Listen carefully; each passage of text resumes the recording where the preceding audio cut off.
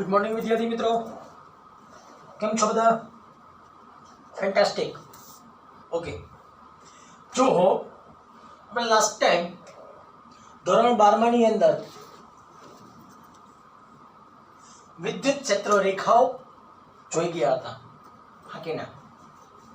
ત્યાર પછીની જે થિયરી આવે છે સાવ સિમ્પલ થિયરી છે મિત્રો, ખાસ ધ્યાન રાખજો। તમને વિદ્યુત ફ્લક્સ સમજાશે તો તમને ચેપ્ટર નંબર 4 અને 5 માં ચુંબકીય ફ્લક્સ સમજાશે। મિત્રો ખાસ ધ્યાન રાખજો, ચેપ્ટર પહેલું અને બીજું આવશે, એમાં ખાસ પહેલું જો પહેલું આવશે તો તમને ચેપ્ટર નંબર 4 માં કંઈક ટપવો પડશે। ક્લિયર? એટલે ખાસ ધ્યાન આપજો। હવે નવી થિયરી લઈએ છીએ આપણે, વિદ્યુત ફ્લક્સ એને કહેવાય 5। મિત્રો વિદ્યુત ફ્લક્સ કોઈ નવી થિયરી નથી, તમે ધોરણ 11 ની અંદર જોઈ ગયા હતા।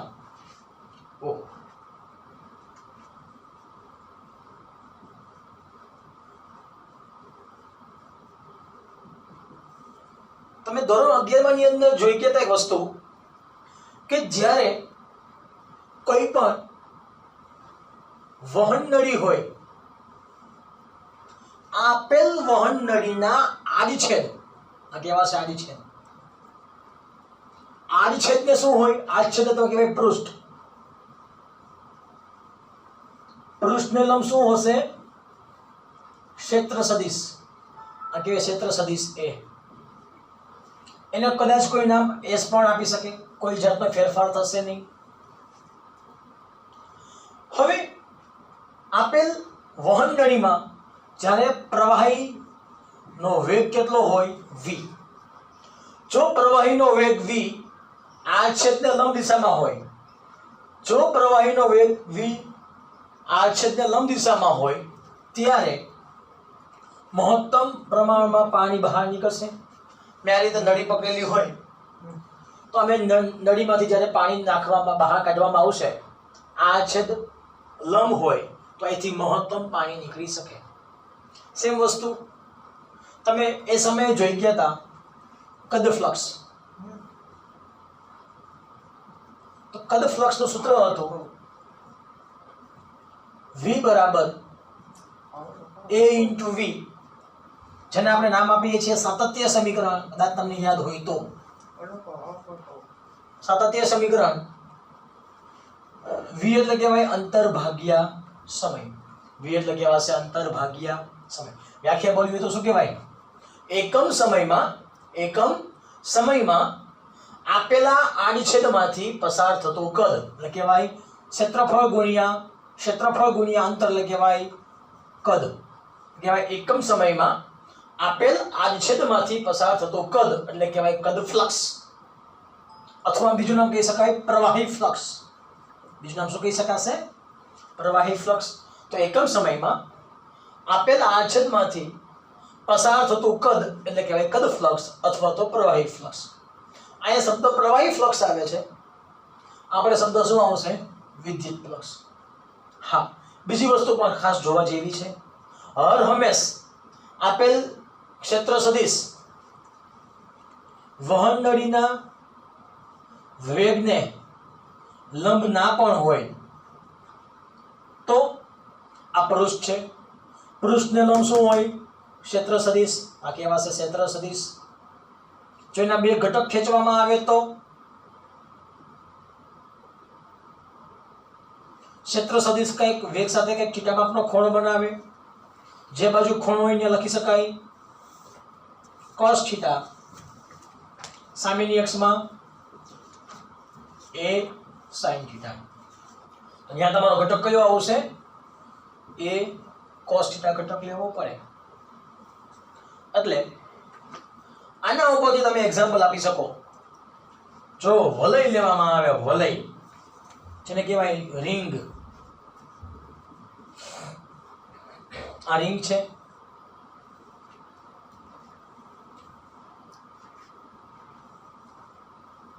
અહીંથી પ્રવાહી આવે છે,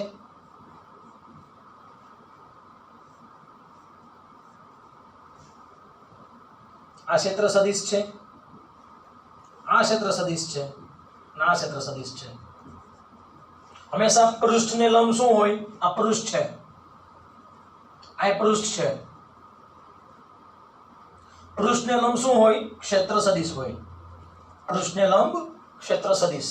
તો આપેલ કિસ્સામાં મહત્તમ પ્રવાહી પસાર થશે એટલે કહેવાય જો વેગ અથવા તો પ્રવાહીનો વેગ આડછેદને લંબ હોય, જો પ્રવાહીનો વેગ આડછેદને લંબ હોય તો મહત્તમ પ્રવાહી બહાર નીકળી શકશે.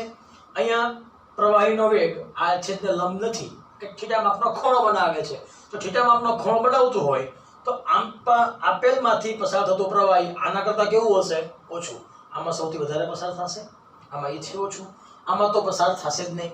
આ રીતે રિંગ હોય, અહીંથી પાણી આવશે, અહીંયા પ્રવાહી અથડાઈ જશે, પ્રવાહી અહીંથી બહાર નીકળી શકશે નહીં. ક્લિયર? તો આ બેઝિક કન્સેપ્ટ તો ખાસ ધ્યાન આપજો, બેઝિક કન્સેપ્ટ. હવે આના ઉપરથી હું આપણી મેઇન થિયરીમાં જાઉં છું. જે મેઇન થિયરી છે વિદ્યુત ફ્લક્સ. જોજો હવે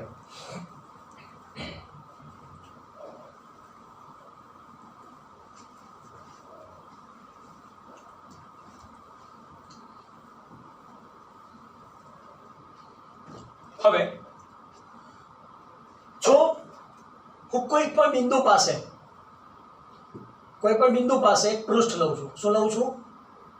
પૃષ્ઠ. જો આપેલ બિંદુ પાસે કોઈ પૃષ્ઠ દોરવામાં આવે તો પૃષ્ઠને લંબ પસાર થતી વિદ્યુત ક્ષેત્ર રેખાઓ, પૃષ્ઠને લંબ, આ પૃષ્ઠને લંબ પસાર થતી વિદ્યુત ક્ષેત્ર રેખાઓ જ્યારે હોય ત્યારે મારે જો વિદ્યુત ફ્લક્સની ગણતરી કરવી હોય તો કઈ રીતે કરી શકાય? ખાસ ધ્યાન આપજો. પહેલા બધાને ખબર છે પૃષ્ઠને લંબ શું હોય? ક્ષેત્ર સદિશ. પૃષ્ઠને લંબ ક્ષેત્ર સદિશ. આ નિયમ તમારો અટલ છે, યાદ રાખજો. એ નિયમ કઈ બદલાશે નહીં. ત્યાર પછી વ્યાખ્યા બોલું છું. પૃષ્ઠને લંબ એકમ ક્ષેત્રફળ દીઠ, પૃષ્ઠને લંબ એકમ ક્ષેત્રફળ દીઠ પસાર થતી વિદ્યુત ક્ષેત્ર રેખાઓની સંખ્યા એ વીજ ક્ષેત્રની પ્રબળતા બતાવે છે. એકમ ક્ષેત્રફળ દીઠ પસાર થતી વીજ ક્ષેત્ર રેખાઓની સંખ્યા એ વીજ ક્ષેત્રની પ્રબળતા બતાવે છે. વીજ ક્ષેત્રની પ્રબળતા કહેવાય E, વીજ ક્ષેત્ર રેખાઓની સંખ્યા કહેવાય N, ક્ષેત્રફળ કહેવાય A, અથવા તો શું કહી શકાય? S. હવે અહીં હરહંમેશ આપેલ ક્ષેત્ર સદિશ પૃષ્ઠને લંબ હોય, વીજ ક્ષેત્ર રેખાને સમાંતર હોય, આ શું કહેવાશે? વીજ ક્ષેત્ર રેખા એ ક્ષેત્ર સદિશને કેવું થઈ ગયું છે? સમાંતર. હરહંમેશ વીજ ક્ષેત્ર રેખા એ ક્ષેત્ર સદિશને સમાંતર જ હોય તે જરૂરી છે નહીં. તો એવા તબક્કામાં તમારે શું કરવાનું? તો જુઓ પહેલા ખાસ આ બીજો તબક્કો લઉં છું.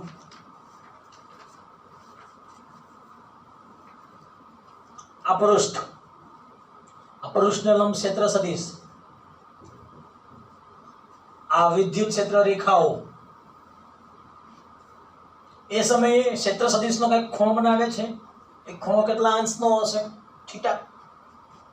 આ છે E, આ છે E. હવે જો તમે આપેલ ક્ષેત્ર સદિશને ઘટક લેવામાં આવે તો જે બાજુ ખૂણો હોય ત્યાં બેસે cos થીટા, તો સામેની અક્ષમાં બેસે sin થીટા. મૂલ્ય કયું છે? S. તો અહીંયા કોણ આવશે? E સમાંતર S cos થીટા આવશે. તો લખી શકાય અહીંયા E બરાબર શું આવી શકે? n છેદમાં S cos થીટા પણ આવી શકે. S cos થીટા છેદમાં છે, આ બાજુ આવશે તો અંશમાં તો આ જે સંખ્યા મળે છે એને કહેવાય છે વિદ્યુત ફ્લક્સ ફાઈ. સૂત્ર મળશે વીજ ફ્લક્સ ફાઈ બરાબર ES cos θ. જો cos કાઢવામાં આવે તો ડોટ ગુણાકાર આવે. જો cos કાઢવામાં આવશે તો ડોટ ગુણાકાર આવશે.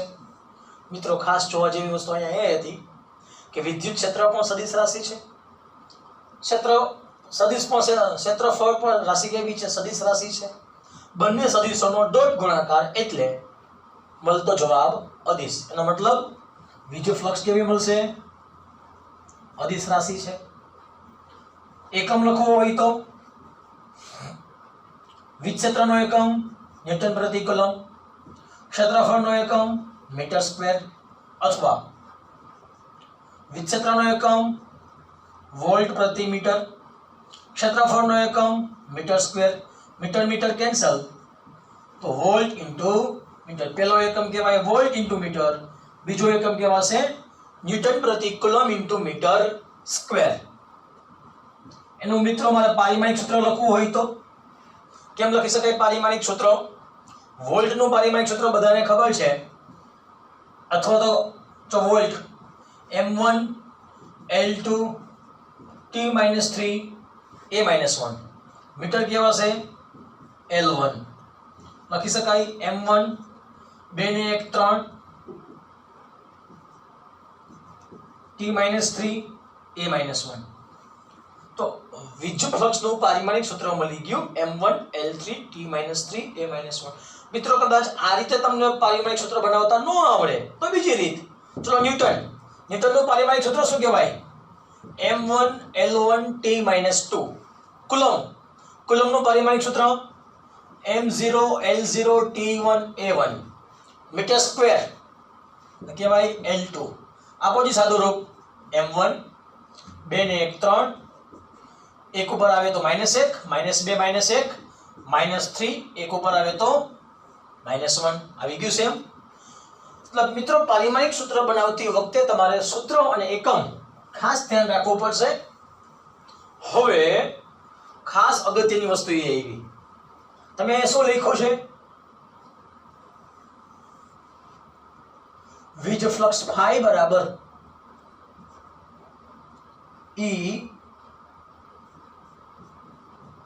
ES cos θ, અથવા તો આને લખી શકાય વીજ ક્ષેત્ર અને વીજ ક્ષેત્રને લંબ દિશામાં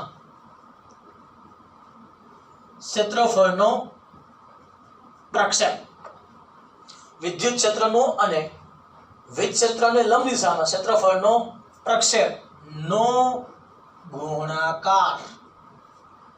તો વિદ્યુત ફ્લક્સ લખી શકાય વિદ્યુત ક્ષેત્રનું મૂલ્ય અને તે વિદ્યુત ક્ષેત્રની લંબ દિશામાંના ક્ષેત્રફળના પ્રક્ષેપનું મૂલ્ય.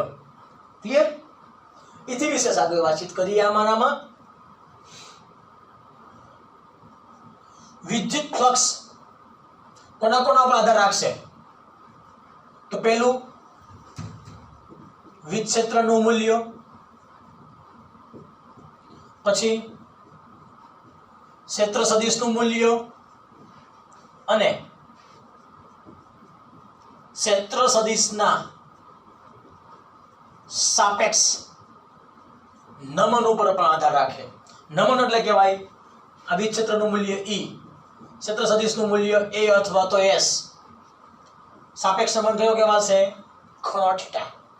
તો વિદ્યુત ફ્લક્સનું મૂલ્ય ત્રણ વસ્તુ પર આધાર રાખશે. પહેલી વસ્તુ વિદ્યુત ક્ષેત્રનું મૂલ્ય, બીજું ક્ષેત્રફળનું મૂલ્ય, ક્ષેત્ર સદિશનું મૂલ્ય, ત્રીજું ક્ષેત્ર સદિશનું સાપેક્ષ નમન. આપેલ ક્ષેત્ર સદિશ કેટલા ખૂણાથી નમન પામે છે. બરાબર? હવે અલગ અલગ કેસીસ આવશે એના. જો θ બરાબર 0 હોય, તો θ બરાબર 0 હોય, θ બરાબર 0 હોય તો લખી શકાય. જોજી પેલા ખાસ અહીંયા θ કેટલા થશે? θ બરાબર 0 માં છે ઓલરેડી. શું કામ? S અને E બે કેવા થઈ ગયા છે? પરસ્પર સમાંતર. જો s અને e પરસ્પર સમાંતર થઈ ગયા હોય તો થીટા બરાબર 0 કહેવાય. તો લખી શકાય e સમાંતર s. તો cos ની કિંમત કેટલી કહેવાશે? 1. તો ફ્લક્સ મળશે આપણને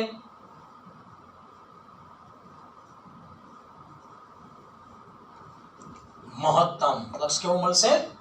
મહત્તમ. બીજો તબક્કો લઈએ.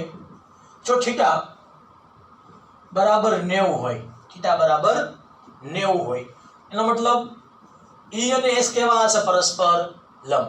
ડાયાગ્રામ દોરવો હોય તો આ પૃષ્ઠ છે,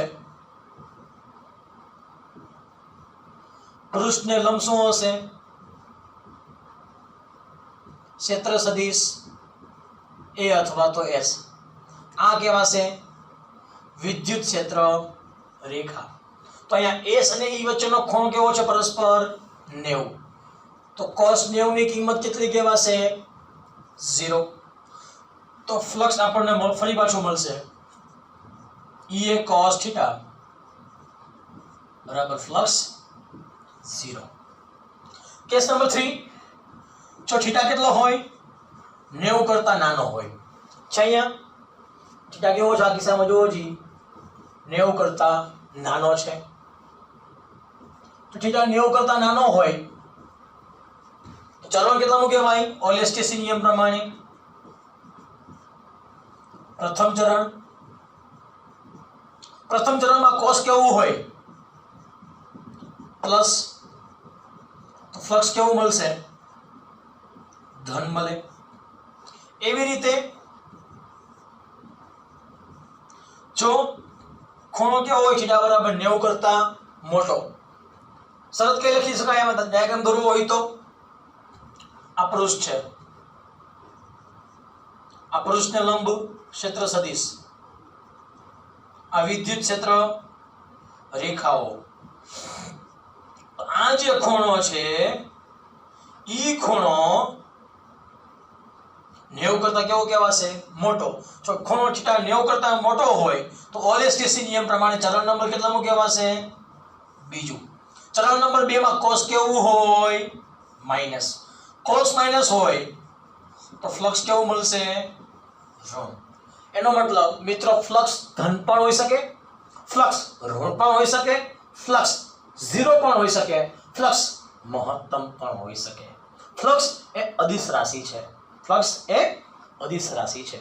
તો મિત્રો આ નાનો એવો કન્સેપ્ટ હતો વિદ્યુત ફ્લક્સ માટેનો. ક્લિયર? સાવ સિમ્પલ થિયરી હતી. ઓકે, છે કઈ ડાઉટ આમાં?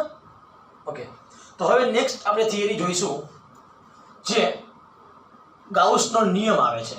જો કે એની પહેલા આપણે બધા ડાયપોલ, આપણે લાસ્ટ ટાઈમ કન્સેપ્ટ એનો ખાલી જોઈ ગયા હતા માત્ર કે ડાયપોલ કોને કહેવાય, બિંદુવત ડાયપોલ કોને કહેવાય. પણ ડાયપોલના આધારે બે થિયરી આવે છે. વિષુવરેખા પર મળતું વિદ્યુત ક્ષેત્ર, ડાયપોલની વિષુવરેખા પર મળતું વિદ્યુત ક્ષેત્ર અને ડાયપોલ અક્ષ પર મળતું વિદ્યુત ક્ષેત્ર. આ જે થિયરી છે આપણે નેક્સ્ટ ટાઈમ લેક્ચરમાં જોઈશું. Okay, thank you very much.